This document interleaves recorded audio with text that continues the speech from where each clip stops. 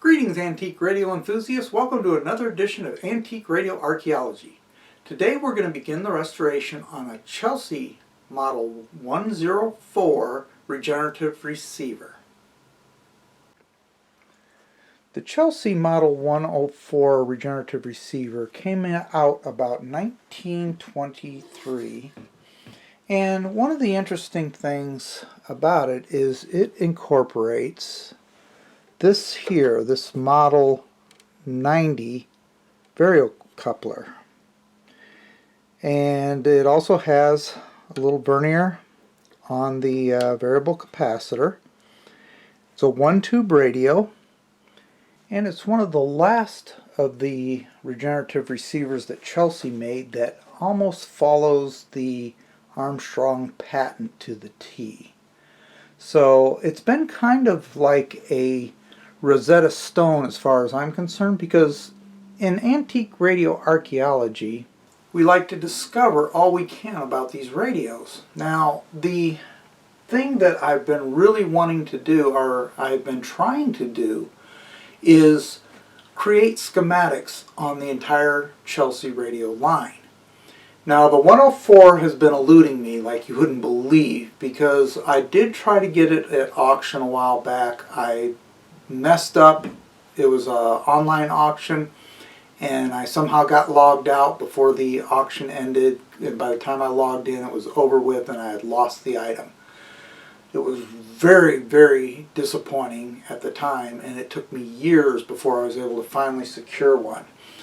Now, the reason why this is so important is because I think it's going to answer some questions I have on some of the earlier models which weren't complete in their wiring. And the problem with that is I don't know what the manufacturer had in mind when they wired those. And because it's incomplete, I don't have anything to reference as far as finding out how to wire these things correctly. And I'm hoping this will give me some answers. Without being able to get the other radios fully intact, this one is fully intact, and I think once I get a accurate schematic done of it, I'll be able to actually figure out how the other radios were designed, and therefore be able to create accurate schematics for them as well and restore them to working status. Now, the issue that I have with this one is the variocoupler is broken on this one. So I'm going to have to take it apart, which is going to allow me to see how this thing is wired internally. And that's kind of a good thing. Now, I did have another radio with this variocoupler in it, but I don't want to damage that. I don't want to pull it apart and damage it. So I pretty much have to on this one. So this will give me the information I need to go ahead and finish out the schematic on it and hopefully be able to restore these other radios. So as you can see, this is in really good shape, and I don't want to do much as far as restoration cosmetically. I'm going to leave the finish. I'm going to clean it up. I do want to clean up this front panel and the dials and everything like that. I mean, it's just regular cleanup. There's no real damage to the case itself.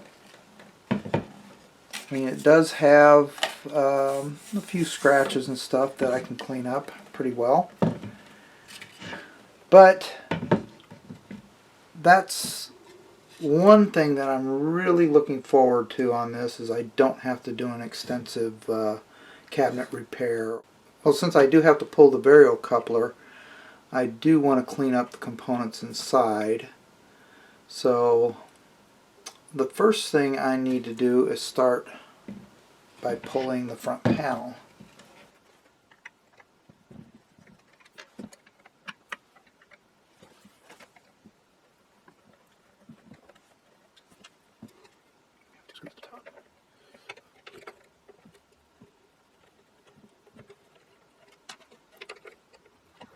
Ooh, this is loose. it looks like it's loose on both sides. Okay. So I do need to glue that. Not a big deal.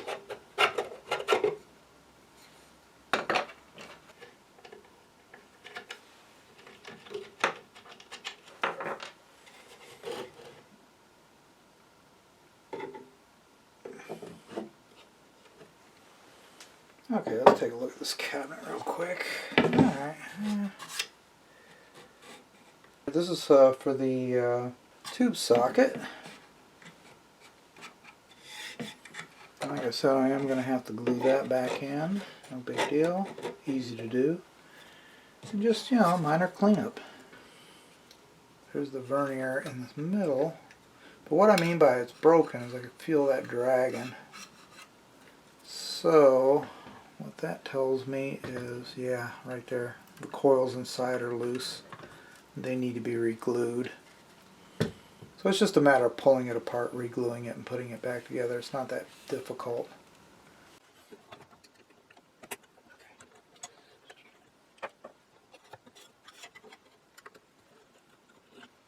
Okay,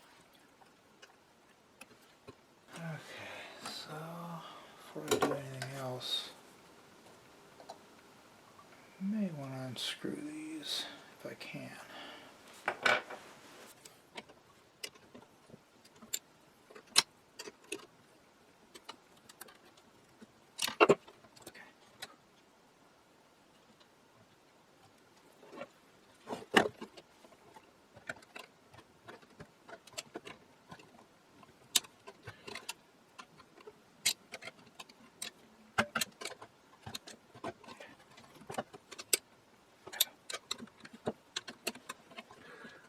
Alrighty then.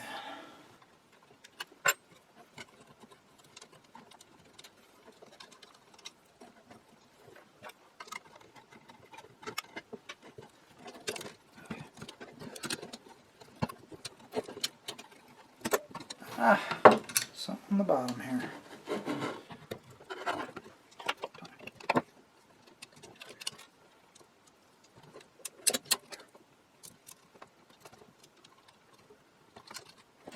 So that should free it up.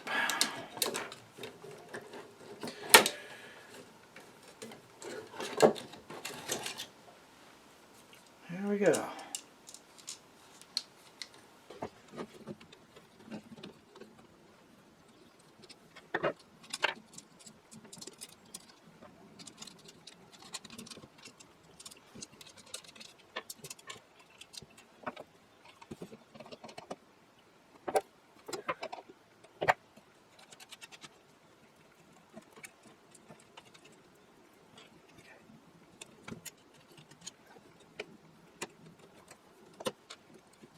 Alright, so there's my problem child right there.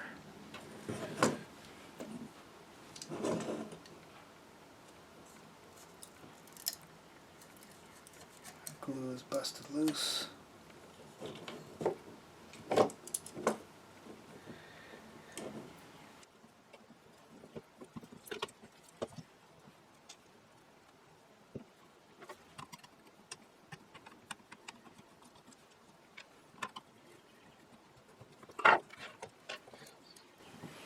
And that's a problem too.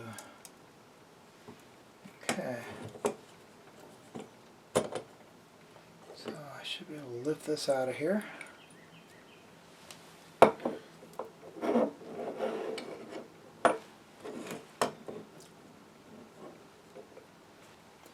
But here's where the work is. I need to get these repaired. And all that old glue is just do it without damaging this coil. Yeah, what people used for glue was shellac or some type of varnish. Okay, so what I've got is a clear silicone adhesive here. I'm going to try and get as much on here as I possibly can. Well, I mean, as much area covered.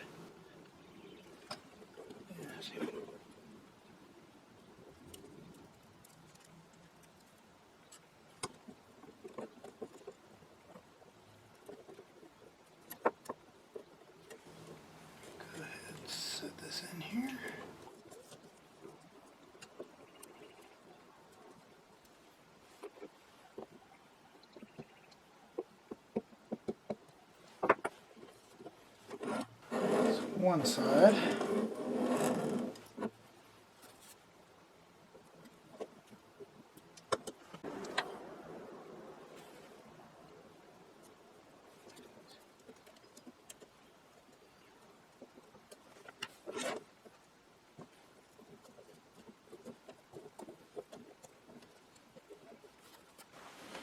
Okay, so all I have to do is let that dry. Okay, so now what I'm doing is just checking out this coil. These two leads come in through here, come out here, solder to here, and they're joined together in there. So this should create a continuous loop. But that isn't what's happening.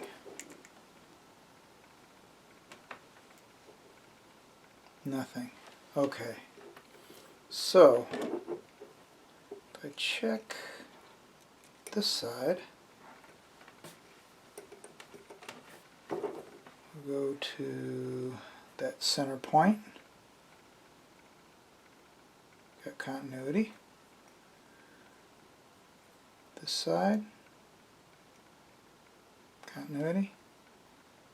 This side, continuity. Okay, so this wire here is not working. I obviously have a broken wire there somewhere, and it's somewhere here close actually. Well, shoot, that didn't work too well.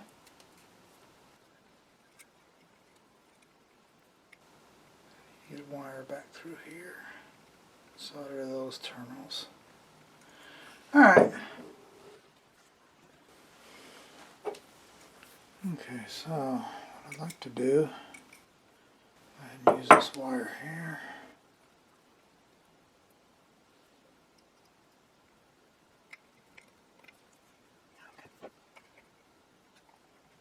Alright, there we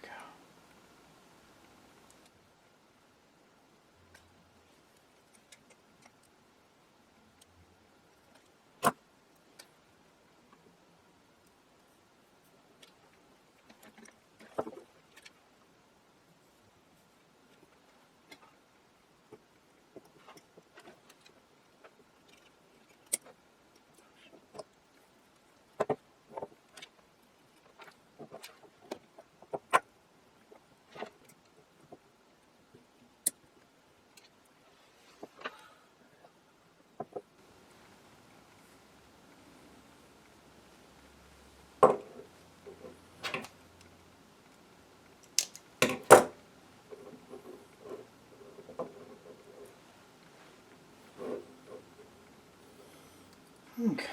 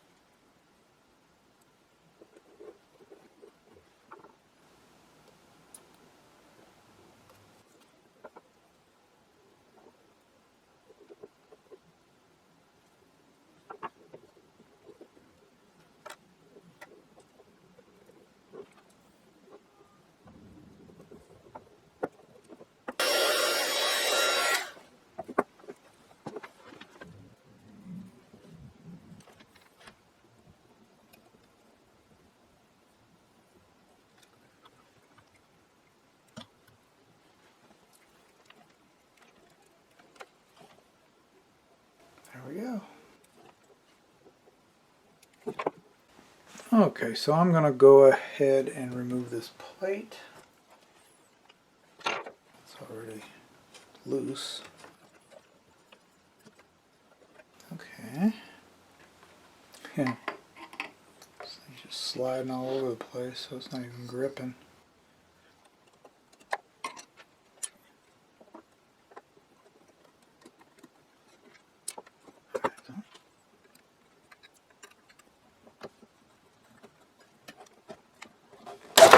Oh, it just takes force. Wow. Yeah, it's just all chewed up, that's why.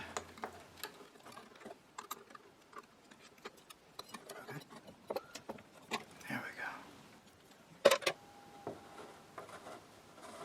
Capacitors on.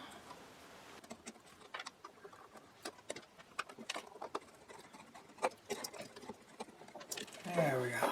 Alright, so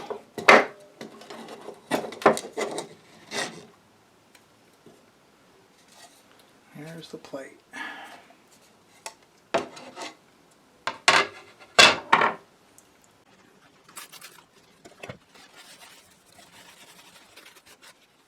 Good enough for that side. Now,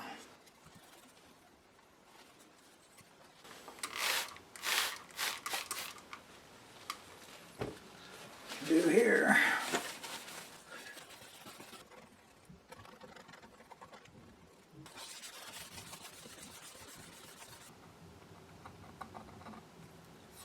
Paint's not doing good. I have to refill that.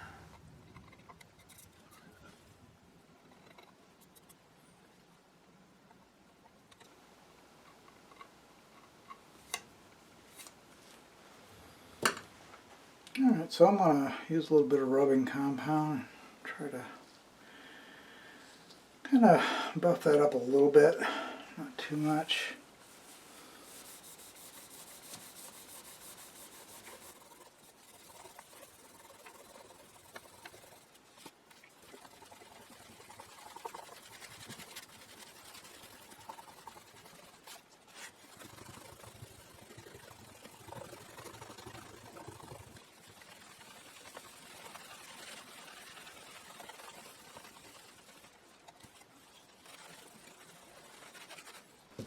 I'll be able to clean that up a little bit more with some wax later.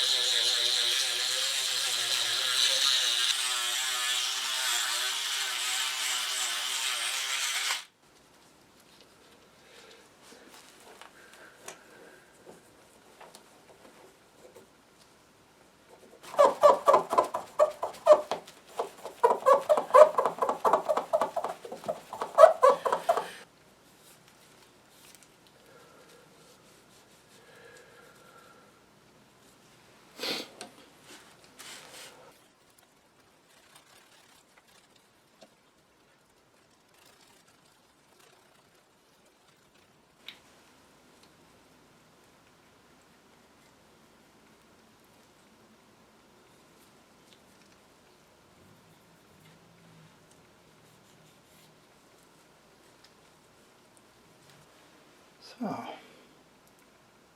one down, two more to go. Okay, so the knobs are done. The next step's going to be getting all the rest of the parts cleaned up.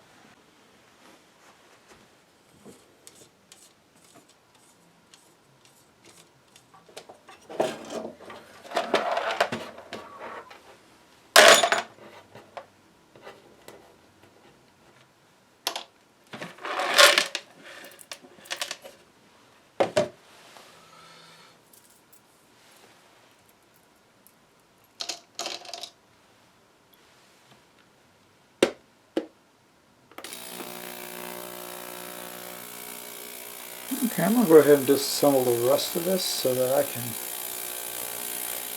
get this thing all cleaned up.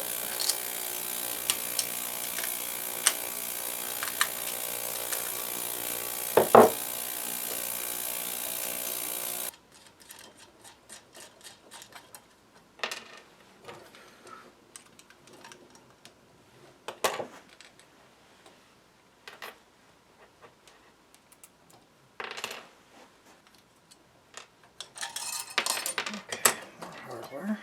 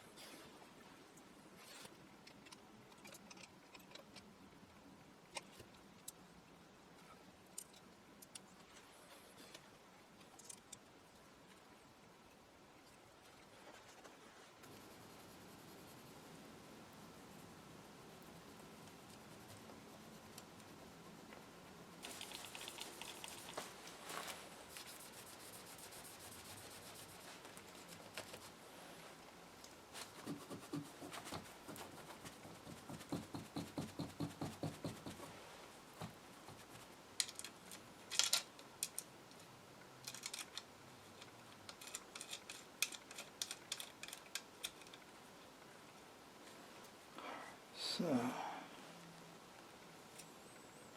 that's it.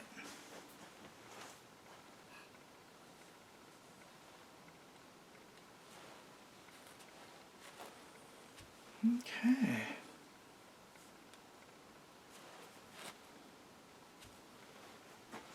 Okay, so there you have it. All the parts have been cleaned up. The next step will be to reassemble that faceplate and get everything back together.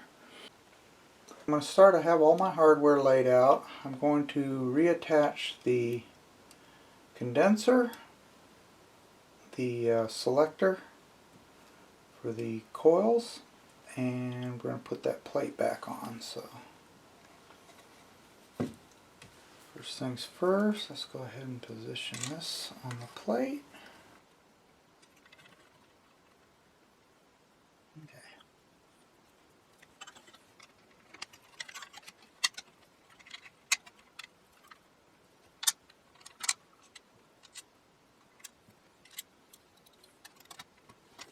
Okay. Fine.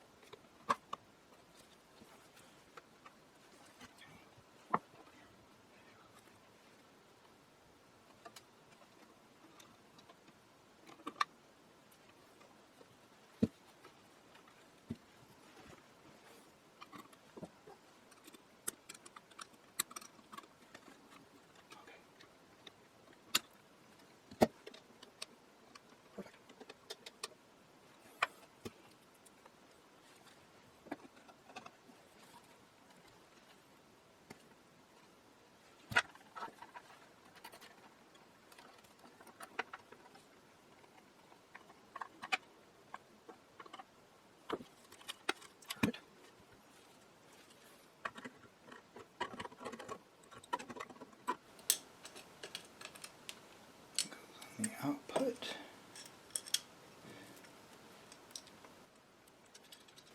My B minus. B minus goes to the output. Right there. Goes to the back of the capacitor. That does. Which means this is my antenna. Which it is. Okay. So that goes on next. That links my output to my A plus.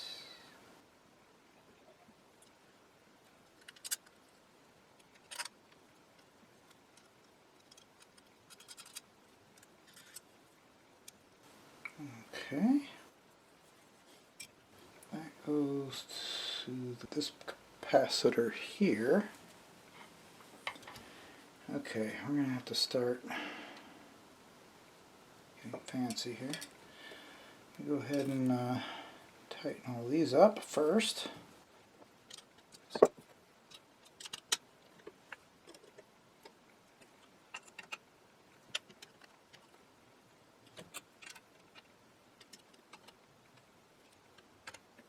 The next step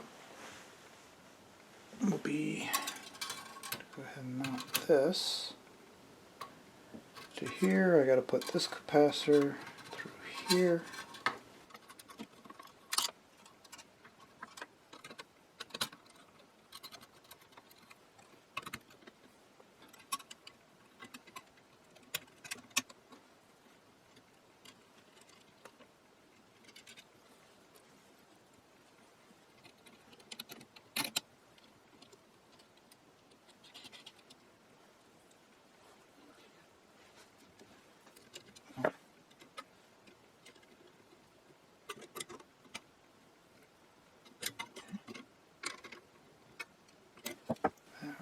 there needs to go under here. Goes underneath this capacitor, right there. So, one more screw here.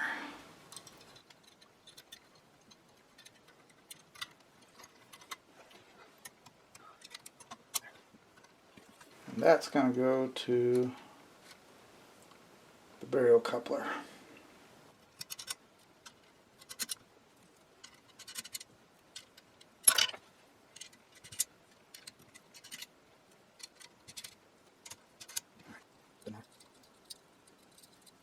Ridley goes here.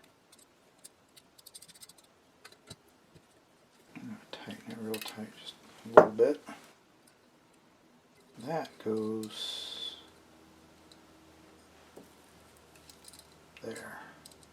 That goes to the Variocoupler.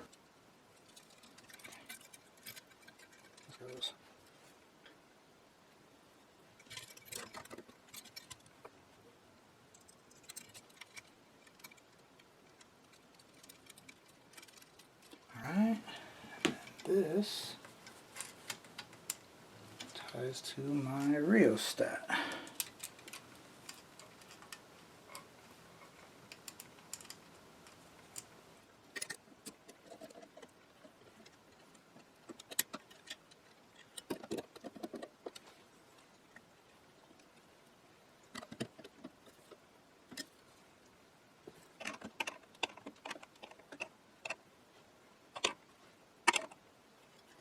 Alright, now I'm about ready to pop this thing in here.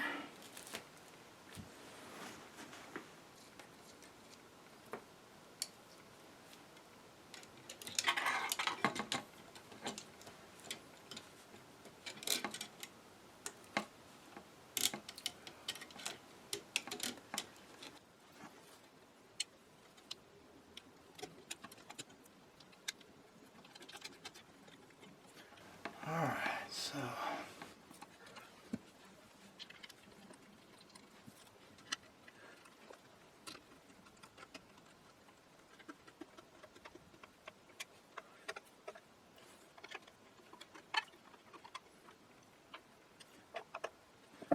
one of the things that kind of confused me was why they put this type of screw here and this type of screw here.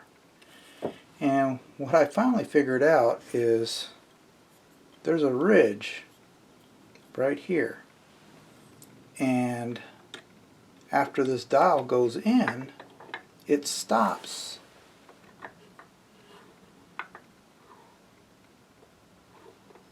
That from going any further. So that's why they did that.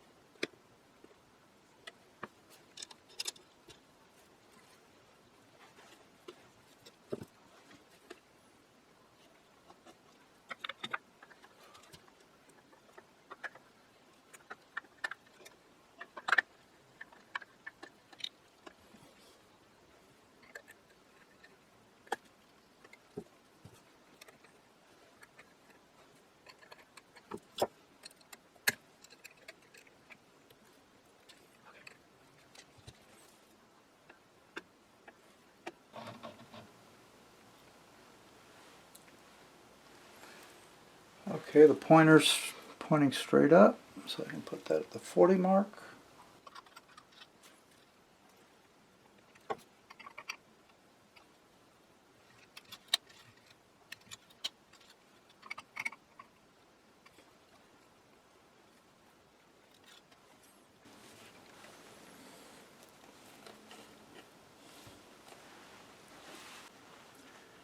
Okay, so now we're just going to clean this up a little bit. First thing I want to do, I got to get these brass things here off and clean them up.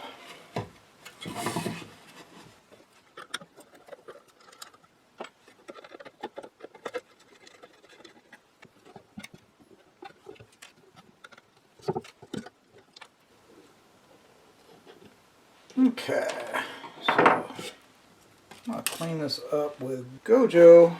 Well, I don't have Gojo, but I have another type of hand cleaner.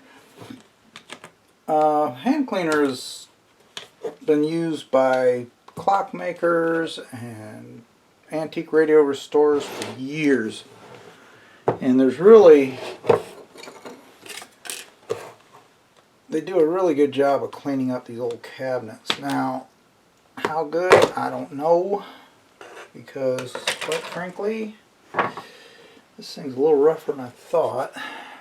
And I think the reason why, I believe somebody spray painted this with lacquer at one point, and that's what's giving it that crappy look to it. But let me see if I can clean it up first. If I can't, then I'll do something different. But it's just regular hand cleaner, nothing fancy.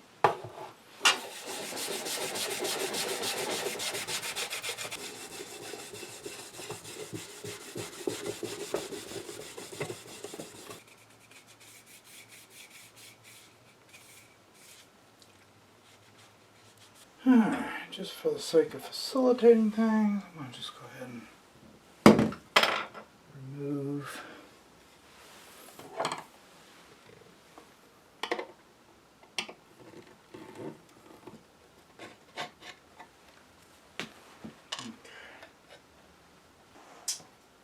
Okay, so what I need to do next is get some glue on this thing.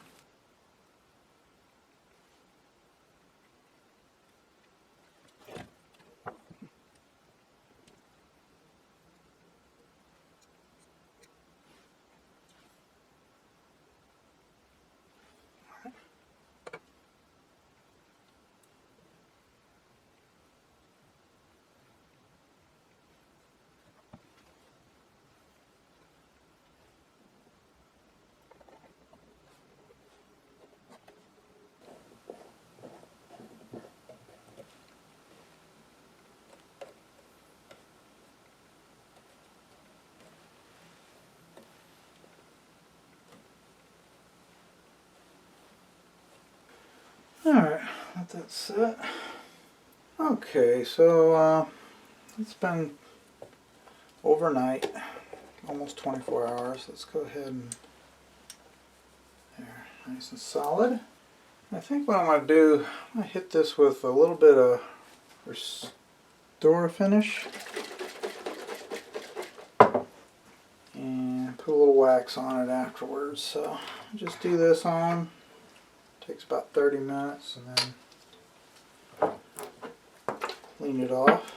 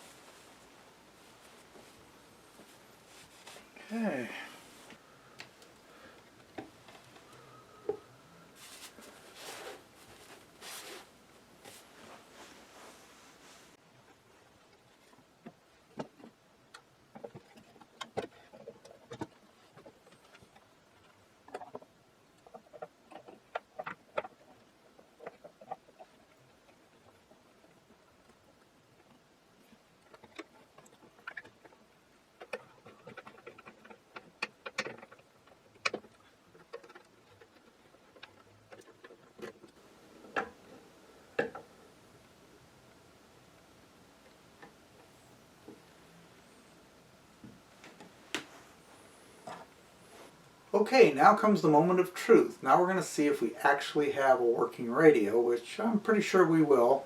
So what I've done is I've gone ahead and hooked up some wires. Here I've got two speaker wires hooked to my output, which I'm using that horn speaker that you saw just a minute ago. And I've got my ground and antenna hooked to the antenna that you saw in the background. And then I've got my A plus and A minus, the red and the black here, and I've got those on alligator clips right here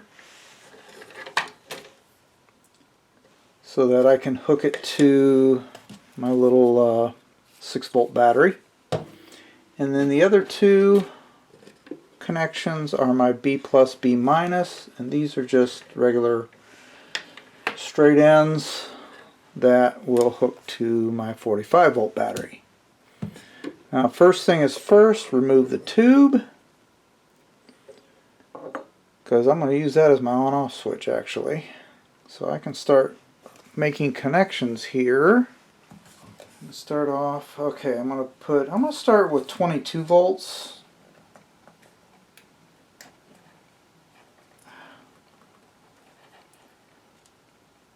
There's my 22 volts plus minus, and here's my 6 volts,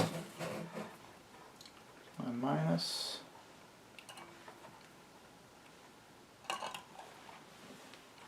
and somewhere here, here's my plus. Okay, so I got my batteries hooked up.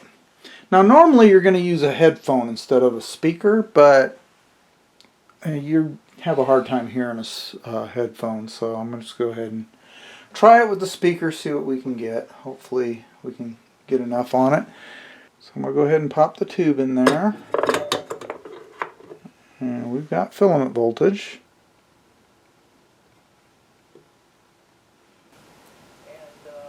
This particular rooster would hang out at different shops in town.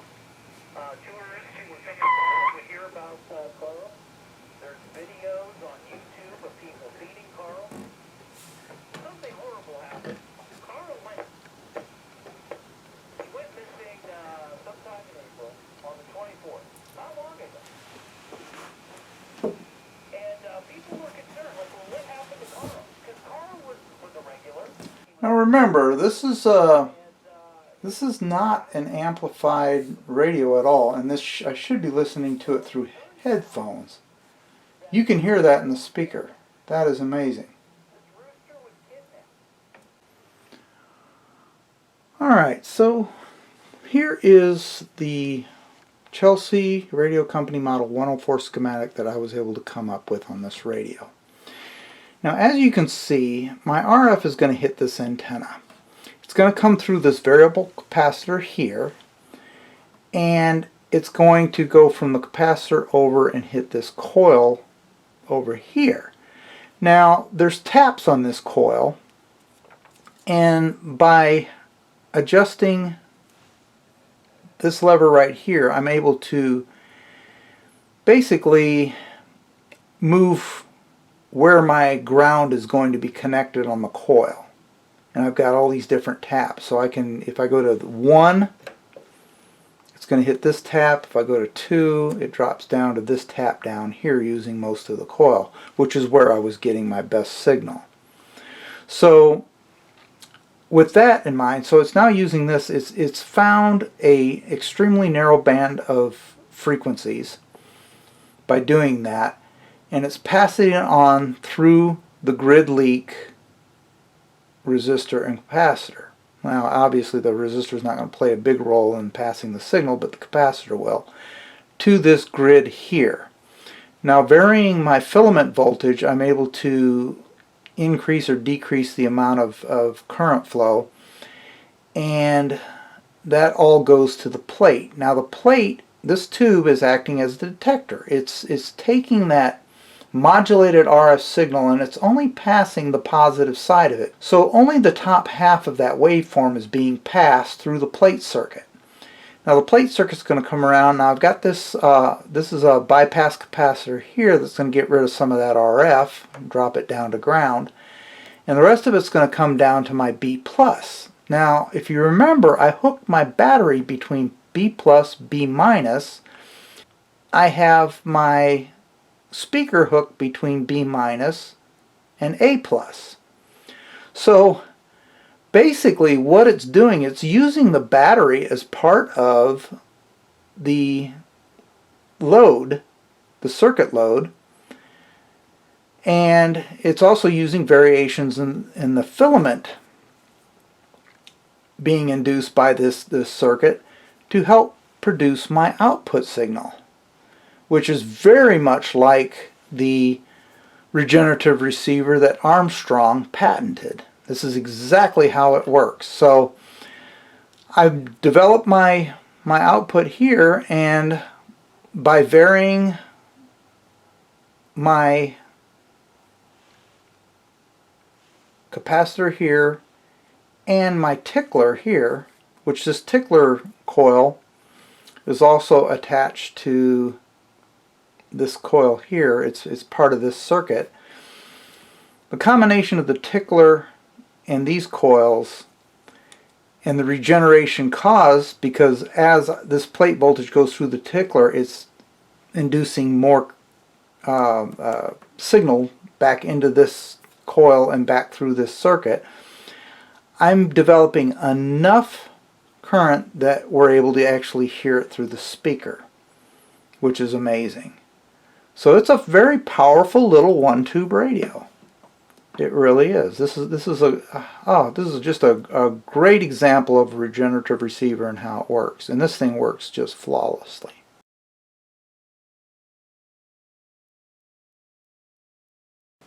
Well, this concludes yet another edition of Antique Radio Archaeology.